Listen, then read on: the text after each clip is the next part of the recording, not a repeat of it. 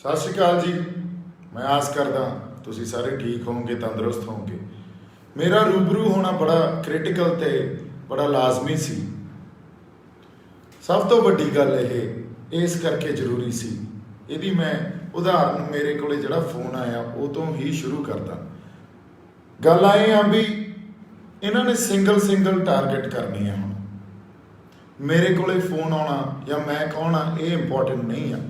मेरे को फोन क्यों आना इस गल नूं समझना बहुत इंपॉर्टेंट है। मैं जवाब देन लग्या, जवाब देना बड़ा जरूरी सी, क्योंकि किते ना किते साडे अंदर खदशे खड़े कर दिते गए, किते ना किते शंकावां साडे अंदर पा दित्तियां गईयां, साडे लोकां दे अंदर पा दित्तियां गईयां। सो मैं उदाहरण दे रहा, मैनूं फोन क्यों आया। इन्हां ने सिंगल बंदियां नूं टारगेट करना। किवें टारगेट करना, पहला ये समझ लीए साडी लड़ाई की है, क्योंकि साडा दुश्मन कौन आ। ये दो गल्लां दा सानूं समझ ही नहीं हुंदी, असीं उही लगे पए हुंदे आ। क्यों मैं अज ये गल कर रहा, जिथे असीं खड़ गए आके देखो अंदोलन शुरू करता, लामबंदी हो गई अंदोलन, या ये उभार या ये जिहड़ा जज्बा लोगों ने दिखाया रोज़ नहीं हुंदे। इहनूं इस टाइम साडे लई समझना, इस टाइम साडी दिशा की होनी चाहिए है, साडी सेहत की होनी चाहिए है, साडा परस्पैक्टिव की होना चाहिए। क्योंकि कल्ली लामबंदी ने कुछ नहीं करना। लामबंदी तो बड़ी बाकमाल हुई है, नौजवान सारे लामबंद हो गए। हुण उन्होंने की करना, या साडी लड़ाई जिहड़ी धिर नाल आ उहनूं समझना बड़ा जरूरी है। कल्ली आर्थिक लड़ाई नहीं है, कल्ली MSP का मुद्दा नहीं है। जे MSP का मुद्दा हुंदा तो उन्होंने इन्ने दबाव हेठ आके कोई ना कोई अज तक सानू साडे हाथ च राहत फड़ा देनी सी। कल्ली मुद्दा MSP का नहीं है या आर्थिक मुद्दा नहीं है। पंजाब ते इन्होंने गलबा पाउणा। किवें गलबा पाउणा, इन्होंने राजसी गलबा भी पाउणा, विचारधारक गलबा भी पाउणा ते इकनॉमिक आर्थिक गलबा भी पाउणा। हुण गल आए आ, जदों सरकार जिहड़ी धिर नाल असीं लड़ रहे हैं, उन्होंने आर्थिक मसला तो किसानी च कॉरपोरेट सैक्टर नूं वाड़ दो पाता। विचारधारक मसले है जिहड़े या विचारधारक गलबा वो किवें पाईदा हुंदा, वो पाईदा भी सिंगल बंदियां नूं टारगेट करो।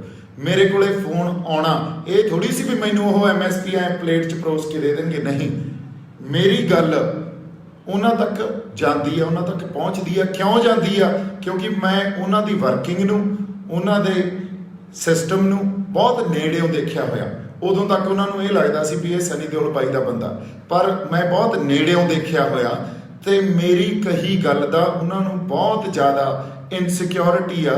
उन्होंने उन्होंने मन च जिहड़ी एक सुरक्षित फीलिंग आ ये क्रिएट कर जाती है भी ये साडे सिस्टम नूं अंदरों जानदा ते ये साडे जिहड़ी साडे अंदर घात ला सकदा। क्योंकि गल बहुत जरूरी है ये समझनी। जिहड़ा कोई भी बंदा, चाहे मैं होवां चाहे कोई भी होवे, संघर्ष नाल जुड़िया, सानू बहुत बोल्ड रहना पऊगा। सीधियां गल्लां सानू संगत नाल करनियां पैणीਆਂ, लोकां नाल करनियां पैणीਆਂ, सीधियां जमां हैं। तो मेरी सीधी गल यह आ भी ਜਿਹੜਾ कोई बंदा क्राउड नूं अज दी डेट च मोबलाइज कर सकदा, ਜਿਹੜਾ कोई बंदा यूथ नूं मोबलाइज कर सकदा, उस बंदे नूं टारगेट किया जाऊगा, उस बंदे नूं विचारधारक हमले किए जाणगे। मैनूं ਜਿਹੜਾ फोन आया मेरे नाल गल की होनी सी भी आ जाओ बैठ के गल करते हैं। मैं हुण मैनू कला बंदा पंजाब च रोक के कहता वेखी बाई किते गदारी ना कर जी, वेखी किते गदारी ना कर जी, मुड़ के असीं विश्वास नहीं करना किसी ते। हुण उन्हां जज्बातां हेठ आके मैं तुहाडे कोले आके एक गल दसी भी मैनू फोन आया जी, मैनू आपदी धरती दी आपदी मिट्टी दी सौं जे मैं हुण हिल जा। ये ना समझिओ भी कल्ले मेरे कोले फोन आया, हुण होरनां नूं भी आए होणगे। और गल ये नहीं आ जिहड़ा मेरा फोन गवाचिया, ਉਹਦਾ फोन गवाचिया मित्रों, नवा फोन सी, नवा सिम सी, पर जिहड़ा मेरा इन्हां कोले नंबर आ वो भी मेरे कोले आ ते फोन भी मेरे कोले आ। यही फोन वजदा, यही ये वजाउंदे आ। इन्हां ने विचारधारक साडे ते हमले करने आ, इन्हां ने आर्थिक हमले करने आ, इन्हां ने राजसी हमले करने आ। जदों कोई संघर्ष लड़ना सानू बहुत जरूरी आ ये समझना भी कल्ली लामबंदी नाल कुछ नहीं बनदा। इदों बाद जिथे हुण खड़े आ गां सेहत लड़ना किवें आ, किहड़े मोर्चों ते लड़ना। एक ऐलान मैं करदा, शंभू बैठ के लड़ांगे, अंदोलन जारी रखांगे, दिल्ली नूं घेरांगे। किवें घेरांगे ये बहुत जरूरी है। सानू होर स्टेटां नूं, होर सूबिआं नूं लामबंद करके दिल्ली नूं घेरना पऊगा। अदरवाइज जे असीं कहीए भी चल पईए दिल्ली नूं, या ਸਾਡੇ ਬੰਦਿਆਂ ਨੂੰ ਵੀ ਨਾਲ ਨਾ ਲੈ ਕੇ, ਇਹ ਗੱਲ ਨਹੀਂ ਬਣਨੀ। ਇੱਕ ਗੱਲ ਸਮਝਣੀ ਬੜੀ ਜ਼ਰੂਰੀ ਆ ਸਾਡੇ ਲਈ, ਜਿਹੜੀ ਧਿਰ ਨਾਲ ਲੜ ਰਹੇ ਆ ਉਹ ਸਾਡੇ ਤੇ ਆਪਦਾ ਵਿਚਾਰਧਾਰਕ ਸਾਡੇ ਫਲਸਫੇ ਨੂੰ, ਜੇ ਮੈਂ ਕਹਿੰਦਾ ਹੋਂਦ ਦੀ ਲੜਾਈ ਆ ਤਾਂ ਹੋਂਦ ਖਤਮ ਕਿਵੇਂ ਕਰੀਦੀ ਆ? ਇਹਨਾਂ ਦੇ ਫਲਸਫੇ ਨੂੰ ਮਾਰੋ, ਇਹਨਾਂ ਦੀ ਬੋਲੀ ਨੂੰ ਮਾਰੋ, ਇਹਨਾਂ ਦੇ ਇਤਿਹਾਸ ਨੂੰ ਮਾਰੋ, ਇਹਨਾਂ ਦੀ ਆਰਥਿਕ ਤੌਰ ਤੇ ਇਹਨਾਂ ਨੂੰ ਇੰਨਾ ਕਮਜ਼ੋਰ ਕਰ ਦਿਓ ਵੀ ਇਹ ਉੱਠਣ ਜੋਗੇ ਨਾ ਰਹਿਣ।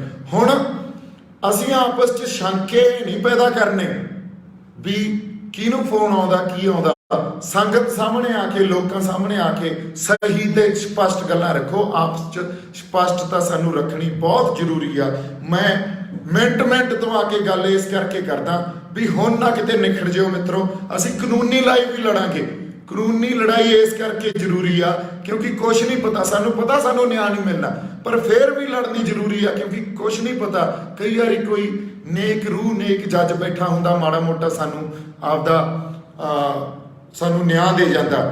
ਕੱਲੀ MSP ਦੀ ਖਰਾਤ ਨਹੀਂ ਮੰਗਣ ਗਏ, ਅਸੀਂ ਆਪਦੇ ਹੱਕ ਮੰਗਣ ਗਏ ਆ ਦਿੱਲੀ ਤੋਂ। ਇਸ ਲਈ ਲਾਮਬੰਦੀ ਇਕੱਲੇ ਪੰਜਾਬ 'ਚ ਨਹੀਂ, ਲਾਮਬੰਦੀ ਸਾਰੇ ਸੂਬਿਆਂ 'ਚ ਹੋਊਗੀ। ਅੰਦੋਲਨ ਜਾਰੀ ਰਹੂਗਾ, ਸ਼ੰਭੂ ਤੋਂ ਮੰਗਾਰਾਂਗੇ। ਸੋ ਮੈਂ ਜਿਹੜੀ ਗੱਲ ਤੁਹਾਨੂੰ ਕਹਿ ਰਿਹਾ, ਇਹ ਗੱਲ ਇਸ ਕਰਕੇ ਮੈਂ ਕਰ ਰਿਹਾ, ਇਸ ਟਾਈਮ ਸਾਨੂੰ ਬੜਾ ਸੋਚ ਸਮਝ ਕੇ ਤੇ ਬੜੇ ਧਿਆਨ ਨਾਲ ਚੱਲਣ ਦੀ ਜ਼ਰੂਰਤ ਤਾਂ ਹੈ ਹੀ ਹੈ।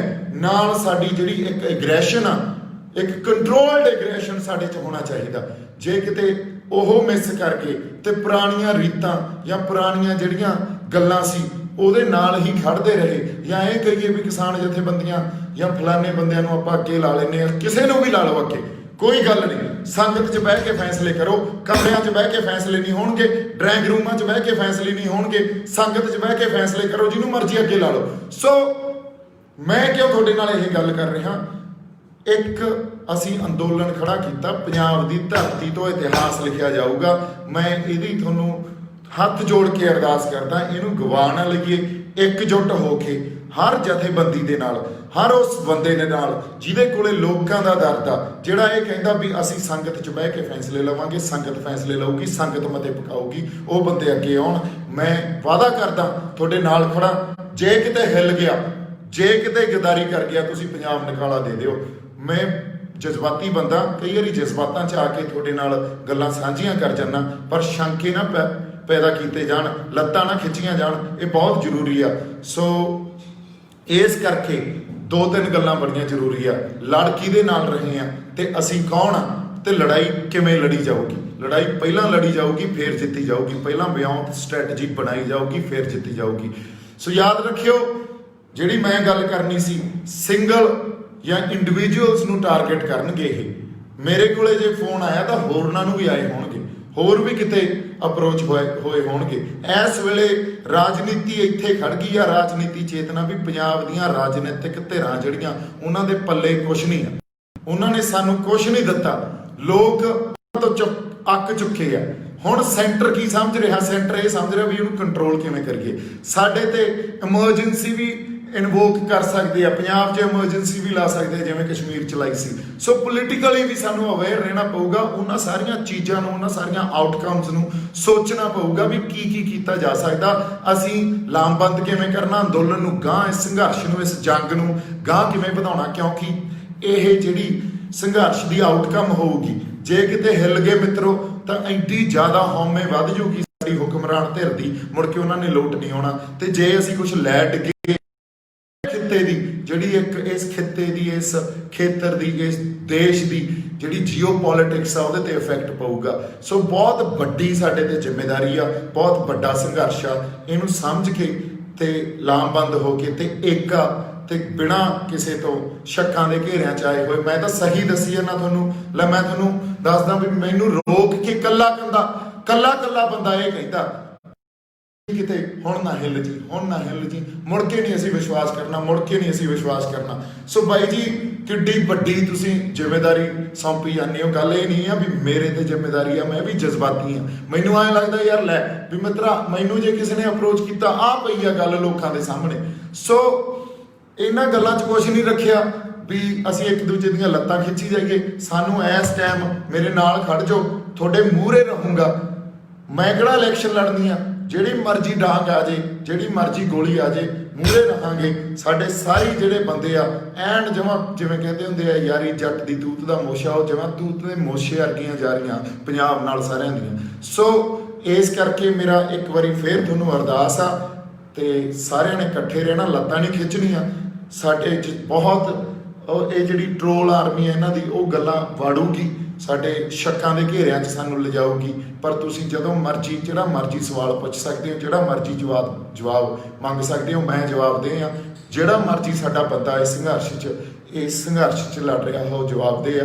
ਤੁਹਾਡਾ ਜਜ਼ਬਾ ਉਹਨੂੰ ਮੈਂ ਸਿਜਦਾ ਕਰਦਾ, ਇਹਨੂੰ ਬਣਾਈ ਰੱਖਿਓ, ਜਜ਼ਬੇ ਨੂੰ ਅੰਦਰ ਪਾਲੀ ਰੱਖਿਓ। ਬਹੁਤ ਜਲਦੀ ਅਗਲੀ ਜਿਹੜੀ ਅਨਾਉਂਸਮੈਂਟ ਆ ਕਿੱਥੇ ਅੰਦੋਲਨ ਲੜਨਾ ਉਹ ਦੇਵਾਂਗੇ। ਮੋਸਟਲੀ ਸ਼ੰਭੂ ਹੀ ਹੋਊਗਾ, ਪਰ ਫਿਰ ਵੀ ਇੱਕ ਵਾਰੀ ਜਿਵੇਂ ਮੈਂ ਕਿਹਾ ਇਹ ਵੀ ਸੰਗਤ ਹੀ ਫੈਸਲਾ ਲਊਗੀ।